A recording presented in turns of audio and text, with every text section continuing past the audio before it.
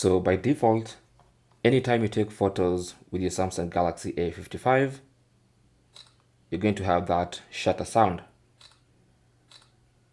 Okay, and if I could increase the volume,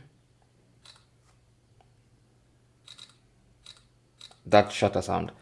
So to turn it off, unfortunately there's no button to turn it off in the camera settings, and all you have to do is just put your phone in silent mode.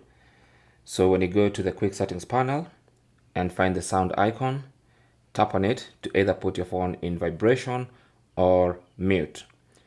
One of those two options will silence your camera shutter sound.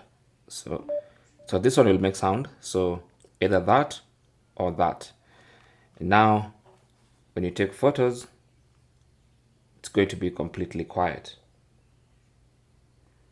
And that is basically how to silence or how to mute the camera shutter sound of your Samsung Galaxy A55. Thanks for watching. Comments and questions down below, and good luck.